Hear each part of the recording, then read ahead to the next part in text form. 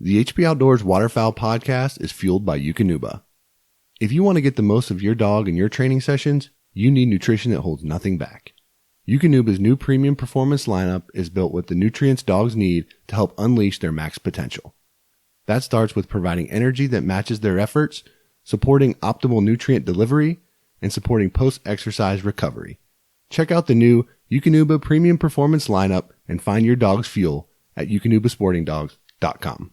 You are listening to the HP Outdoors Waterfowl Podcast.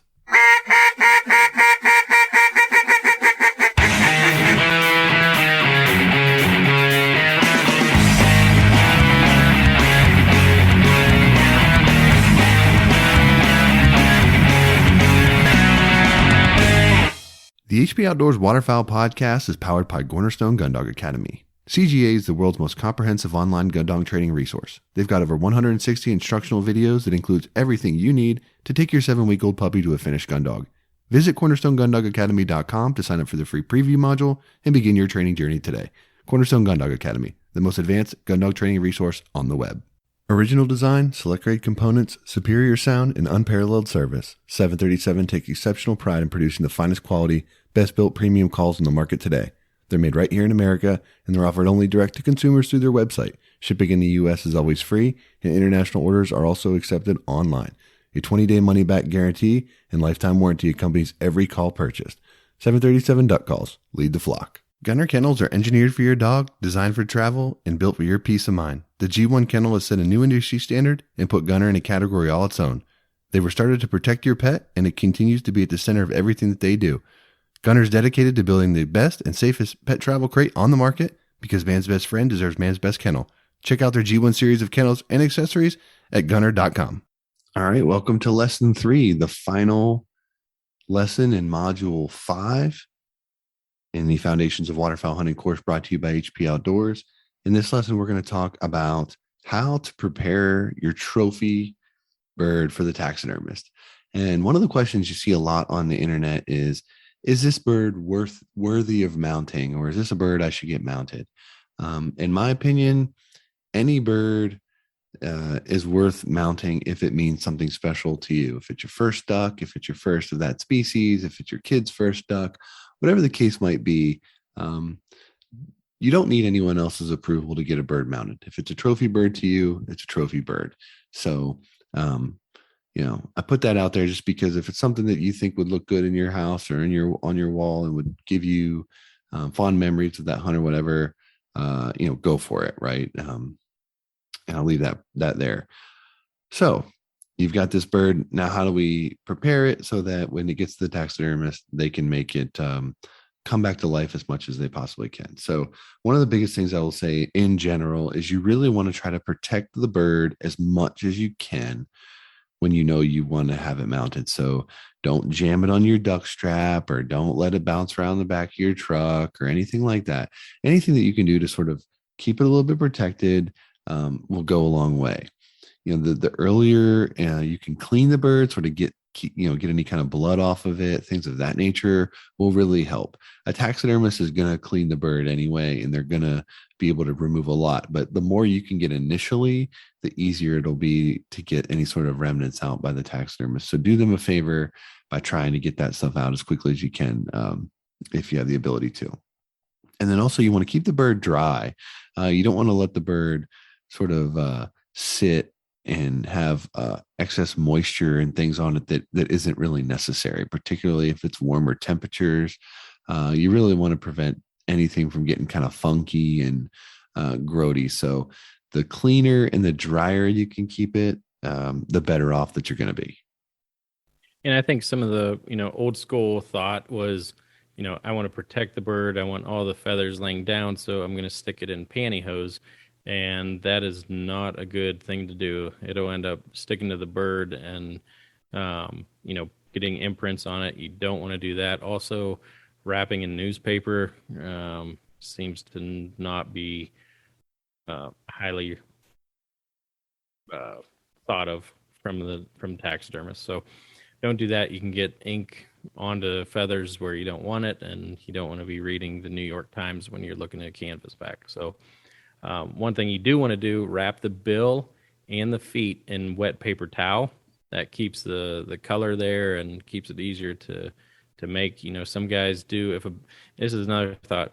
If you headshot a duck and there are BBs that go through the bill, there are replaceable bills, like they can do that. So if everything else looks really good on the bird and you want to get that mounted, they are able to do that. So making sure, like I said, wrap the bill and the feet in wet paper towel.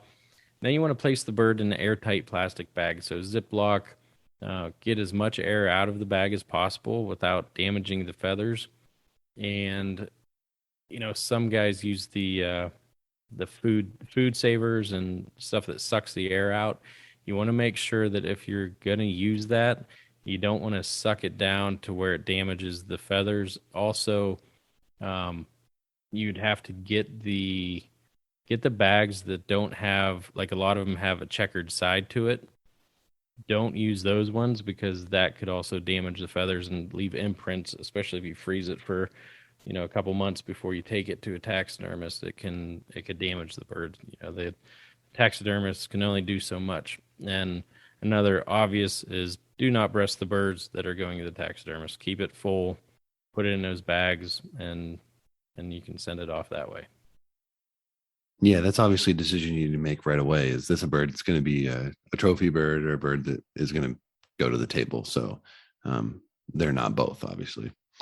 The other things to kind of keep in mind is, a bird will keep for a long time in the freezer, especially if you keep it, the way we've described: clean, dry, you've wrapped the bill and the feet.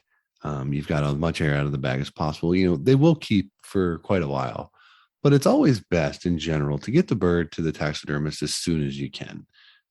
That's going to be less work on them, quicker turnaround time on the bird, and just a more realistic, good looking product when they're finished.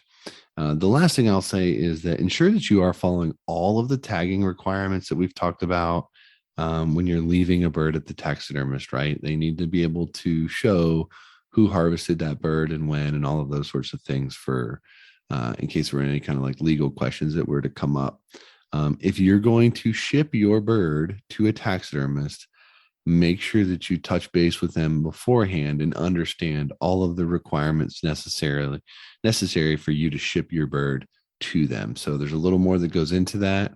And if nothing else, you want to make sure that they're aware that a bird is coming via a shipment, so that they are available to receive it and can look out for it. So you don't want to just drop something in the mail when your taxidermist is going to be out of town for a week and they're not able to receive it, type of thing. So make sure that you coordinate with your taxidermist first and ensure that they're expecting your bird, and that all of the necessary paperwork and legal piece of that is accounted for.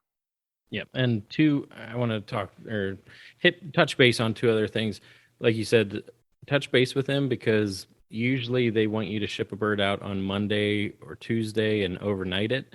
If you ship it out on a Friday or Saturday and it gets stuck somewhere and it has to sit on Sunday as well when deliveries are not happening, the bird is only going to stay frozen for so long in whatever you send it. So make sure you talk to them, send it on a correct day. Also, if it's your first bird and the first time you're dealing with that taxidermist, make sure that they actually ship the finished product back to you.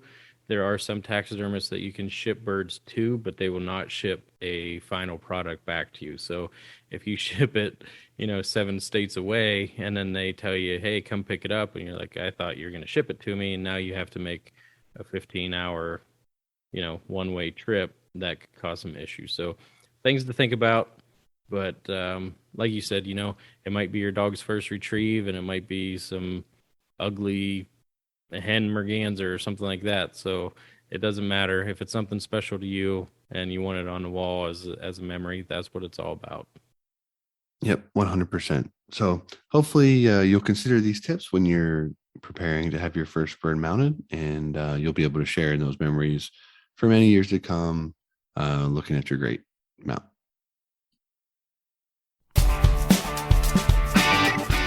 That's going to do it for this episode of the HP Outdoors Waterfowl Podcast. If you're new to the show, head over to iTunes, check out some of our past episodes, and while you're there, leave us a 5-star rating and review. It's the best way for like-minded hunters just like you to find our show.